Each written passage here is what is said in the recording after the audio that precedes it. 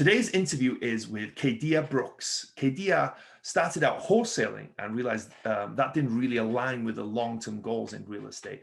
So she then transitioned into multifamily real estate and bought a 50 unit as her first deal. And she essentially got 100% financing on that deal. She then went on to do 2 more deals and using HUD financing. So there's a lot of great information today on how to finance your deal and a little bit of an alternative way to look at it. So if that's something you're interested, stick around for all of this.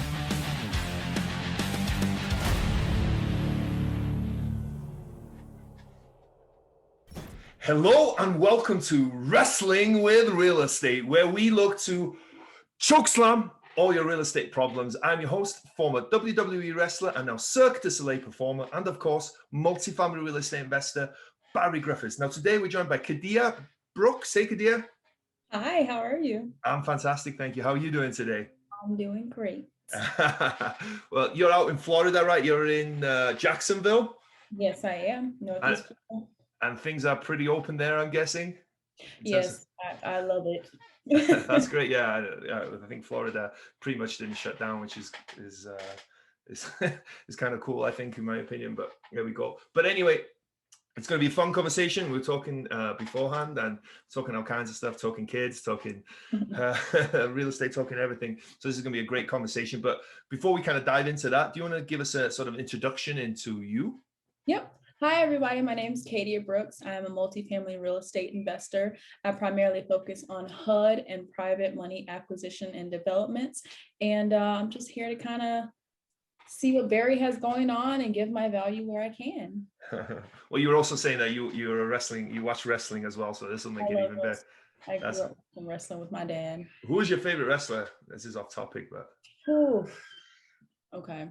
So I would say my favorite wrestler would probably be AJ Styles. However, my crush in wrestling is a tie between Seth Rollins and Give me some food for thought here. Seth Rollins and The Miz. Ooh, The Miz?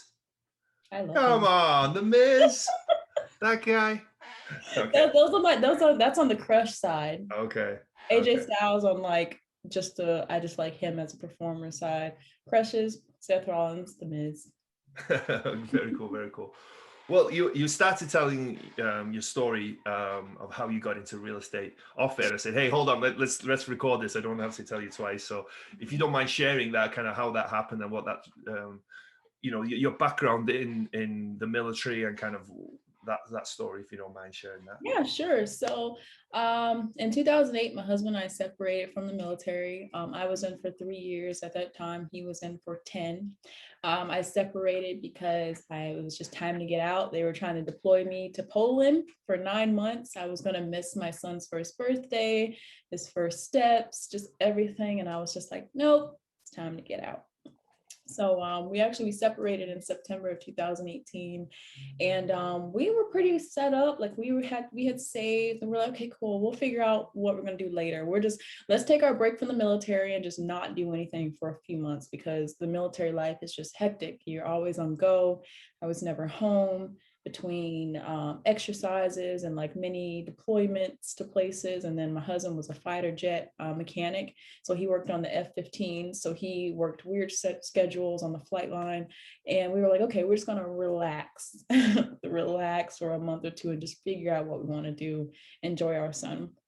And it's funny because those little radio ads where they say oh, do you want to learn how to flip homes? Come to the seminar. So he heard one of those and he was okay, I'm going to go to it. And I was like, that's fine. I had a 6-month-old at the time. So I was like, you go ahead and go, and we'll just report back to me. And it was funny. It was like, oh, you give me $2,000. And if you can't flip a home, we'll give you your money back. And I was okay, well, sounds good, I guess, but whatever. So we ended up kind of looking into it on our own, and they were pretty much talking about wholesaling. So once we kind of figured that out, and I was like, okay, cool, we can do this on our own. We don't have to pay them $2,000 to do this.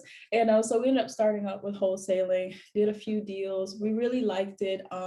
But with wholesaling, it's a little bit more immersive. And we had a kid at the time, and the driving for dollars, the meeting property owners, trying to scout houses. We eventually transitioned into focusing on pre-foreclosure lists. Just because it didn't involve as much driving for dollars and searching around, but I just didn't like the. It was just too hands-on for us with a little baby at the time, and so we went from wholesaling. We were like, okay, cool, let's look into maybe getting into a duplex or a quadplex or something like that, because we also have our VA loans. So we had auctions. Okay, cool, we can, live in one unit, rent out the other one. And as we started to look through funding, funding these, we were like, okay, cool. It's just as simple to fund a smaller deal as it is to fund a big deal. So why don't we just focus on the big deal? We have the time, like we're not hiring for money. Like we put ourselves in a really good position to just kind of just be open to all types of possibilities and opportunities. And we were like, okay, cool. And we focused on that first deal, and the first deal was a 50 unit through HUD, and the second deal was a 33 unit through private money, and then the last one was a 40 unit.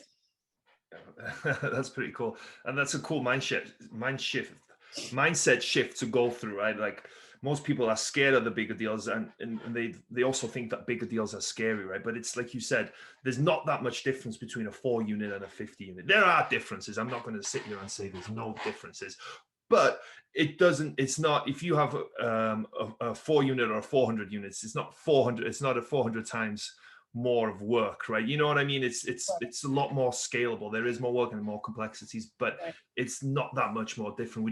Did you find that to be the case on that first one? Yes, absolutely. And this is especially true when it came to the funding aspect of it. Smaller deals is harder to get funding for, especially when we were initially looking, we were looking at residential loans for the quadplexes and duplexes. They have the rental income that can supplement that portion of the mortgage that they will look at, but it was still no more than maybe 60% loan to value. So you jump into multifamily, into bigger and more units, you're able to get 75, 80 if you're going through HUD. And it's like, wow, I can get so much more loan to value for these bigger deals that are ultimately just less risk than smaller units. Yeah, that might be counterintuitive to a lot of people, right? Because you think the higher the dollar amount, the more complex and the less likely you are to get that loan, right? But maybe explain to people why that's different, why that's not necessarily the case. So with bigger deals, especially asset cash flowing deals, it's kind of changing from the normal process of getting a home loan, a residential loan, where you yourself, the borrower, is having to qualify for this, whereas this cash flowing asset is already producing income. So the loan is based on the already producing income instead of you personally. And a lot of these situations, they're called asset-based lenders, where they will literally say, we don't necessarily care what your credit score is or what your experience are. We're looking at what's the debt, what is this property producing? Does it cover our, debt coverage service ratio? Will it produce enough to pay this mortgage back? Yes. Okay, cool. You can get the loan. And it's just a different, I don't know, it's just different in that way, because it's less of you in the equation, and you're just focused on the property. And to me, that made it a lot easier to do, because even with the VA loan, which is really good for veterans getting into real estate too, it's still a lot of like, oh, what's your debt to income? And you're still qualifying based on us and our situations. And at that time, we were separated from the military. So we were kind of like, we just have a nest egg that we're sitting on, kind of relaxing. So the no job at the moment was like, okay, cool, you can't get a loan. Job. So there's just a lot more red tape with residential loans. And then when you move into the commercial world, it really allows you to say, wow, I can get these properties that are already producing income and use that income as the basis for me to get this property without any type of personal qualification for it. And I love that. Yeah, well, that's great, right? It's like you said, like your personal situation isn't too much of an issue with them, right? It's the property. They're looking at the property. What are the rents? What are the expenses? What is the difference between the income and the expenses? Right? So how much is that property cash flowing? What is it going to be the debt service? And how much is there going to be left over? There's a thing called DCR, which is debt coverage ratio, right? And usually most banks look for a 1.25 to 1.3. So if your income is 130,000 and your debt is 100,000, you're at a 1.3 then, and that's sort of one of the most important things that banks look at. And I think banks are big fans of multifamily, and they've seen over the years as well that multifamily is a strong asset, right? And because of that, they really like lending on. I've spoken to a lot of lenders about this. They really like lending on multifamily because of that. You're buying a business with income coming in day one, right? You have something there. You're buying a ready up and running business already, and people need a place to the old adage, people need a place to live, and there's going to be more demand, not less demand for people to live. So because of that, they believe in multifamily. And I think all this helps when you're trying to get a loan, because then they're not like you said, they're not looking at your DTI. What is your car loan, right? What is your, what is your credit? What is all this stuff, right? What is the price of the house and all that stuff? So risk is not on you, it's on the property. Absolutely. And I like that. And especially when you start toying with the different types of financing structures. So the first one we did was done with private money. I like private and hard money. I prefer that over banks. I just don't. Some people like the banks and going through, especially if you have a good relationship with banks and your bank. There's nothing wrong with that either.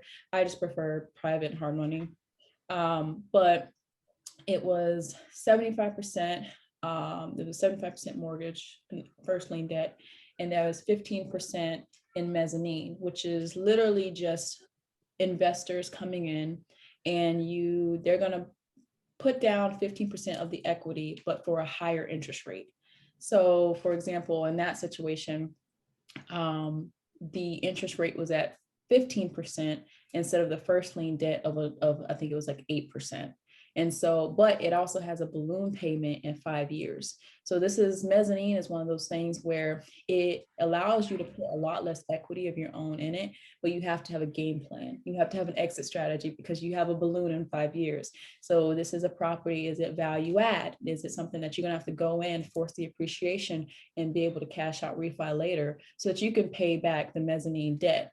And some mezzanine debt will give you up to 25% equity.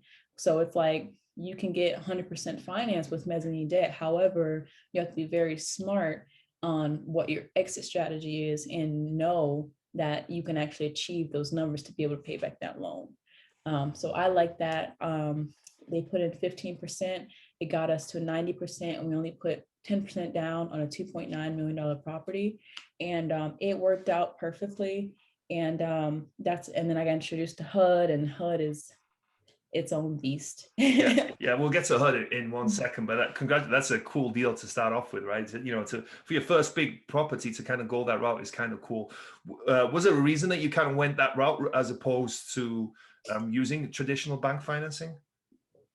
I think just through research at the time, it just made more sense to go through private money. I think I maybe talked to 3 different banks. It was my bank, USAA, a Capital One bank, and a local community bank here in my area, because I heard those are actually pretty good, like the community banks. And none of them was above 65% loan to value. Oh, wow. So that's more equity out of me of what we had to put in. And so I was just like, okay, I was like, okay, cool. And then so I started going into the private money world, and they're like, okay, cool. It's solely asset based. Like how much is it cash flowing? All of this, 75%, especially if it's in a tertiary market that's upcoming. Like they're like, okay, cool, yeah, 75, just right off the bat. And then they will also facilitate the mezzanine investors that come in for the additional equity on top as well. So I was just like, okay, yeah, this is a no-brainer. And we ended up finding a partner to partner with us on that last 10%. So we actually got into deal with none of our money, except for the EMD. Wow, amazing. We Yeah. secured the EMD down, did all that, but essentially just none of our own money really. For That's kind of my practice with all of these deals.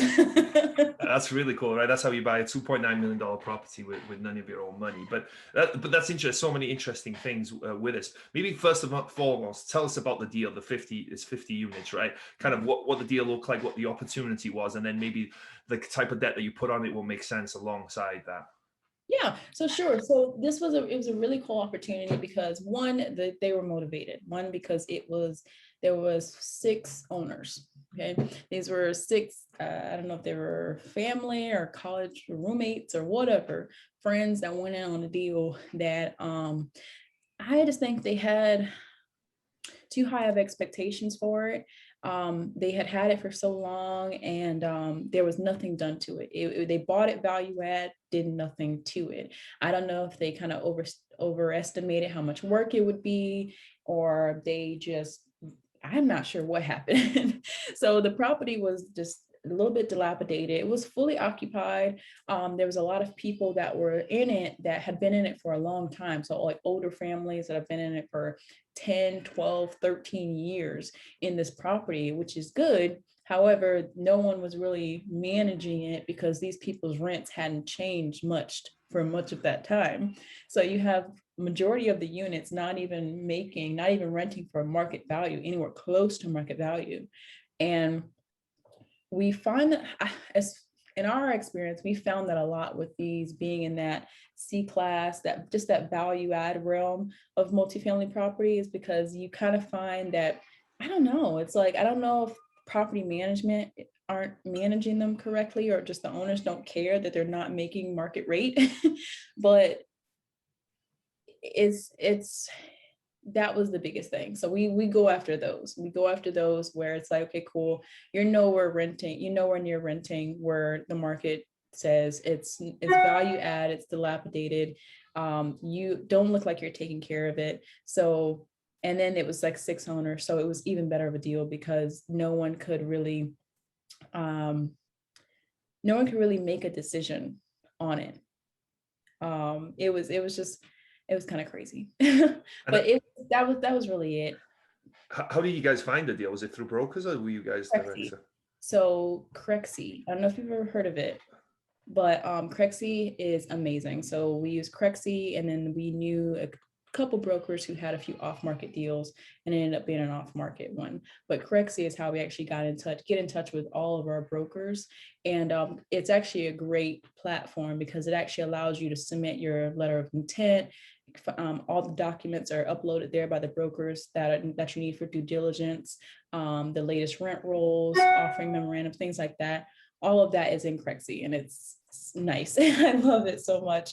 And I don't know what happened. Okay, cool. But yeah, so Crexi, we initially would use LoopNet. LoopNet's kind of hit or miss. We found that LoopNet has a lot of the landlord type situations. So there's not necessarily property management people, but they're the actual landlords that are managing the properties themselves, and they're just tired of it. So they listed on LoopNet. We're not really, and they're normally smaller deals. So we don't necessarily like smaller, like the 12, 13, 14 units. We like kind of up there a little bit higher. But yeah, Crexi is amazing. It's put us in touch. We found some deals from it that were good and worth looking into, but we mainly use it for getting in touch with brokers. Yeah, that's cool. Yeah, because you don't always need to find a deal there. The relationship you can get from the brokers is sometimes more valuable than any deal that you can find on there. But the capital stack is really interesting to me on this one. So the first position was a 75%, but that was a hard money lender. Yeah, private money. Private money. So by private money, you mean one person or a group of people? Or define private money for people who don't. Private money firm. So okay. It was a firm that was focused on private. Typically, hard money will be a lot higher in interest rate, and they're normally a quicker transactions, at least here in Florida. They like to do the fix and flips. They like to do the short term kind of bridge loan to your permanent loan situation. Private money industry, they're just they'll do your regular 30-year permanent loans. And that's what we found. And we kind of like that instead of the hard money. We've used hard money for transactional funding and just kind of gap funding, but private money is just more so a firm that has a network of investors that have money, and they pull that money to create loans for people, which is essentially all hard money is too, but they just focus on quicker transactions like fix and flips and things like that. Okay, yeah, interesting. And you said there was an 8% interest? Yep, 8%. Okay. 8.99% interest, and then the 15% was at 14.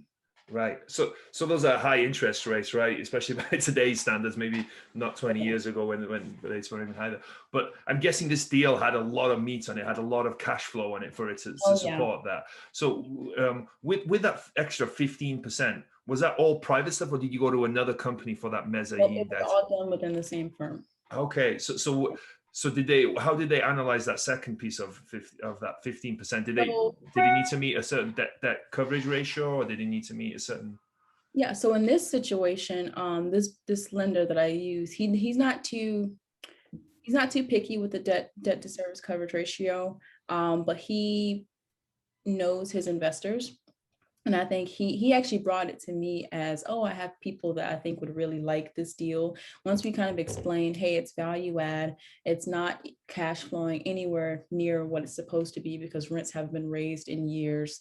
It can be fixed up in this way. And there was actually units that were down for whatever reason. It was actually used as storage by the maintenance people, just like 3 or 4 units. So it was really weird. And it was like, okay, yeah, there's a lot more opportunity here than we initially thought.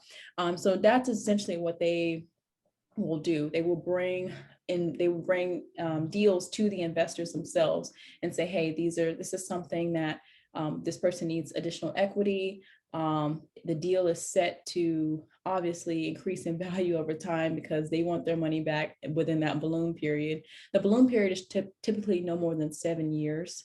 So it's like there's a solid exit strategy here. This is what they're going to do. They're going to refinance, and that's really it.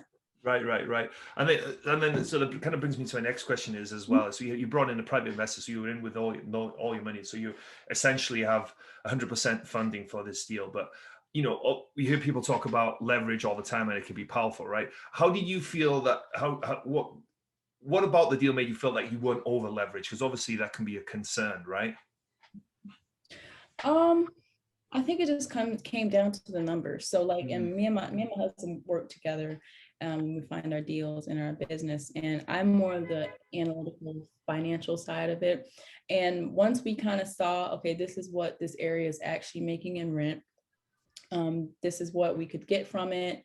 This is what we can get lended, especially for our first time, because 8% is pretty high, but it was our first property. So obviously there's risks along with that. But honestly, the numbers just made sense. It made sense. And we were able to put enough value in it. That way, when we cash out refi, we would have been able to pay back the mezzanine and take care of that and be able to. And we actually were able to pull out some money. Oh wow! Well. Oh wow! So on top of paying, not a lot, but enough. Enough to do a little bit of improvements and things like that. Oh, very cool. Sounds like a great deal. Then you touched on earlier as well that you on the other properties you use HUD loans, and HUD loans aren't that well known and aren't talked about as much as some of the agency that the Fannie and Freddie or maybe the credit unions and banks. Maybe tell people what is a HUD loan? What does that kind of look like? What are the benefits? And the reasons that you decided to use HUD loans? Right. So HUD is actually, people think a lot of HUD properties are all like Section 8 or government funded public housing, but HUD will actually finance market rate deals as well. Just like how you would go to a traditional bank or private money lender and get a regular loan for a market rate property, HUD will also do that too. One of the benefits of HUD is HUD will start off at 80% loan to value for pretty much everything. So that's the number one benefit as well, because in the conventional bank, you're starting off in that 60 to 70. Private money, you'll get in the 70 to 75, and then HUD will start you off at 80. Once you start adding, if you add affordable units to your property, it can take you all the way up to 90% loan to value, just for having some of your units be catered to Section 8 or low income individuals. Which is really awesome. And because there's no minimum on it. So there's not if you have 30, you have to put 15 Section 8 tenants in there. You can have 3, you could have 2. You just have to be, service some disenfranchised, sector of individuals, which in this case, they consider Section 8 and extremely low income housing. And it allows you to get that extra funding, that extra leverage. And that's what I love about HUD personally. And when you actually start tacking in, okay, what area are you in? Is this an opportunity zone area? Does this area qualify for you to get low income housing tax credits? There's something in each and every county, in each and every city, in each and every state called CBD grants, which is called Community Block Development Grants. And these are grants specifically for multifamily owners, multifamily developers who cater to that disenfranchised sector of individuals. So it's grants, free money that can go towards the equity of your property on top of tax credits. And specifically with low income housing tax credits, it allows you to collect 4%, 4% from the state, 4% federally, so 8% in total of the value of the property over the course of 10 years. So if I'm not that great at math.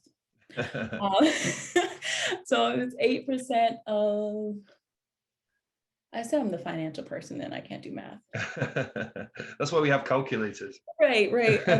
I rely on it way too much, I guess. But yeah, so you get 8% of a $10 million property. That's $800,000, I believe. Yes. So when you're utilizing tax credits, you can get $800,000 over the course of 10 years for having a property that services that disenfranchised sector of individuals. Now, there are requirements. They do have requirements as far as like how many units, what percentage of units have to be extremely low income. But as long as the numbers make sense and you're able to cover your mortgage, sometimes it's worth it. There are situations when obviously Section 8 and low income housing tenants receive lesser rents. So obviously if the units that are rented out to those individuals don't meet the requirements for you to make your mortgage, then that's probably not a good deal for you to have Section 8 tenants in, because you still need to make money to pay for your mortgage. So it is a situation where you may be getting less than market rate, but you also have the benefits of that value, the tax credits being given to you over the course of 10 years. And then say opportunity zones, tax free after 10 years. There's just a lot of benefits that are there. And it all depends on the person. Some people want to go in and get all that they can out of the property. Some people don't mind making a little bit less for something that's going to be it'll pay off more in the long term. Yeah. So on these properties, on the HUD properties, they're a longer term hold for you guys. Oh yeah. Yeah. Everything that we get into, we're planning on holding this for a long time. And the reason behind that being, why do you guys like? We're focused on building just our portfolio for our children mainly. Like we're focused on just kind of having a good setup for them. I want them to learn how to buy their own real estate. I want them to, just that's our focus. Generational wealth is our focus. So, being able to have that and I almost fell. Sorry, my light almost fell. So being able to have that is important to us. So everything that we're looking at, is this going to last for the next 20 years or 30 years, or what's going to have to be, put into it to make sure that it's something that is just going to go down to our kids, our 2 boys, and however many kids we have in the future.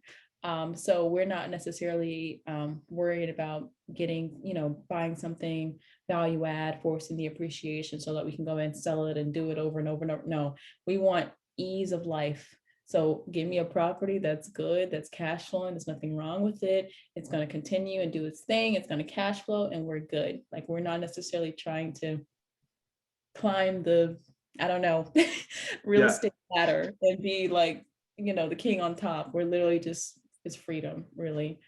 And which is something we are not used to with the military. Right, that's cool. Yeah, and that's the cool thing about real estate, right? You can choose your investment, choose and pick your lifestyle and create that lifestyle for yourself through real estate. And it's just deciding what that is and understanding what's important to you. And obviously you guys understand that, and that's cool that you guys are able to design that. For anyone who wants to learn more about HUD, how did you learn about all this? Because obviously it's not that often talked about, and I'm sure I don't know about if there's a ton of information out there.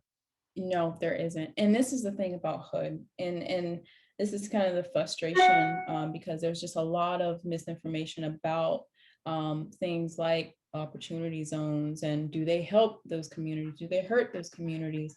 And just how that works. So pretty much HUD has all of these programs laid out on their website. They're there. They're difficult to find, but they're there if you know what you're looking for. Also, it took my husband, we make trips down to the housing authority. So wherever your local housing authority is, I'm not sure if there's one in each state or if it's divvied up by regions, but luckily we had one right here in Jacksonville, Florida. So it was simple for my husband and I to go to the housing authority and kind of get more information. That's kind of how we were introduced to it. Because as far as the HUD approvals, the housing authority in your region and your state is the ones that's going to be approving your loans. So it worked out in that way that we found all of our information, right here, being able to make that trip to the housing authority. But they don't necessarily make it easy, which I don't understand because there's money put every fiscal year, there's money allocated specifically for all of these different grants and all of these different fundings that literally sit there every year. Like, and they do roll over, but they literally sit there. Like there are literally funds waiting for investors to come apply for and make property. And this is for not only acquisitions, this is for developments. This is for everything. There are people who, there's a couple of people that I follow, got his real name. So you have to use your real name on Instagram. That way people can remember you. But his name is B Rule on Instagram, but he got into multifamily development, like no money of his own, just completely from HUD. And they do that. They will finance the whole project, developments and all. And it's great. And I think it's an untapped industry because I think there's just a lot of misconceptions about just serving. They think it's just Section 8 and it's not. They think it's just public housing and it's not. There's way more to HUD than a lot of people think. Yeah, very cool. Yeah, and obviously it's worth checking out because there's some favorable things there that you can benefit from, but it's important to understand as well, right? It's not something you can just dive in without having the right knowledge, or maybe partner up with someone, find someone that has that knowledge, but that knowledge is essential. Cool. Well, hey, this is awesome. This is cool. Really cool what you guys have been able to achieve, right? And like that first deal is amazing, right? Getting it with no money and kind of then doing HUD deals, and it's just cool. And obviously I'm sure you guys are continuing to grow from here, so that's all very cool. But as this show is called Wrestling with Real Estate, and you're going to be good at this part, I'm sure, I like to incorporate some wrestling related real estate question. And the first question is, what would your wrestling name be? Hey, Danger. K Danger. Okay. I like that. No, that's cool. That's cool. Play on my rap name that my husband and my kid, well, Kaio now calls me. My rap name is K Dizzle. So it's on that. And I rap really horribly. And my husband, it makes his ears bleed. So I have moments where I literally am just chilling on the couch and I'm just like, K Dizzle's about to make a comeback. And he's like, no. And I just rap about something random and I'm just horrible at it and it makes him cringe, and so I continue. That's awesome. That's what wives do, right? That's what you enjoy doing. I know my wife enjoys to do the same thing. Every wrestler has a special move. What is your special move in real estate? Putting financing structures together. finding capital. I'm really good at finding capital. And it's not just because, I'm good at talking to people, which is also a part of it. I put together really detailed presentations. Like the college and me, because my husband and I also currently in college, comes out and I put together 12, 13, 14, 15 pages of just documents, like what's the deal, details around the deal, basically what you would see in an offering memorandum, but way more detailed, and just like giving the investors all that they need to know for the deal to go through. And I feel like if you overvalue, I feel like you should overvalue in everything, especially in real estate, and especially when you're soliciting investors.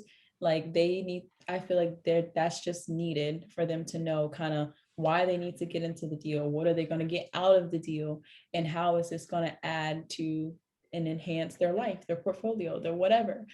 So I'm really good at that, presenting the deals and financing the deals. Very cool. Very cool.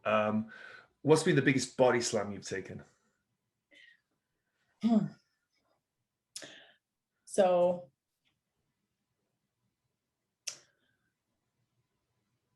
Maybe you haven't had one. Right partners. Okay, so finding the right partners, because I've learned, and we actually learned this at our first deal. So not everyone's money is worth taking, even if it's, right there readily available. We had a partner that was just, I don't know, like he wanted to take a larger percentage of the deal than what he was even putting in equity wise. He was wanting to just be a lot more vocal than we agreed on. Like, you're supposed to be a silent investor. Like, you know what I mean? It was just very, it was a headache. And we realized that, we need to be in charge. Like, these are our deals. They need to understand how they're coming in and how they're being, what part that they play in the deal.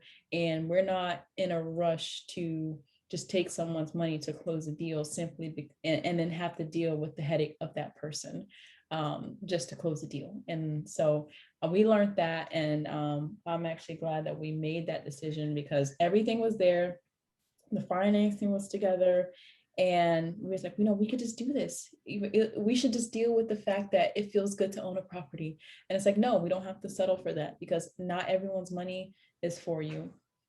And so that's what I learned. That's probably the biggest, what is it? The body slam? Yeah. That's the biggest body slam. That was the last body slam, because I don't deal with that no more. That's great. That's great. So was there a moment that you were standing on the top rope, getting ready to jump, but you were too scared? What was it, and how did you overcome it? So I'd probably say,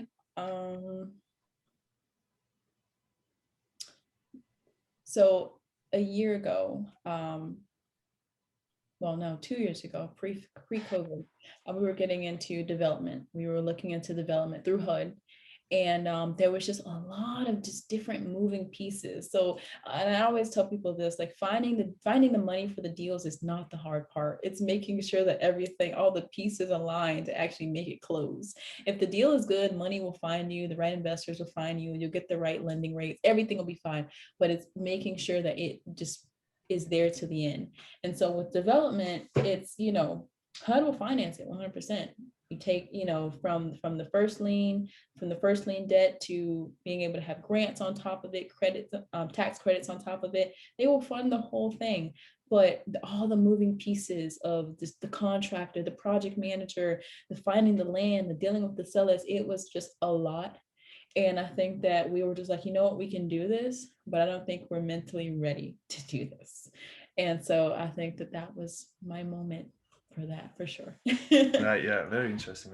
Well, this whole conversation has been really interesting. It's just what you've been able to achieve and kind of do it in the non-standard way, right? It's kind of getting, finding that private investors to invest in that first lien, then getting that mezzanine, then getting an investor to partner with you on that 10% and get that deal done is really cool. And then using HUD financing and all the benefits that go with that. So thank you for sharing all of that.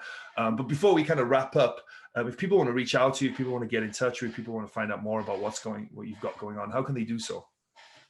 People can reach out to me on either Instagram, LinkedIn, I'm really active on LinkedIn.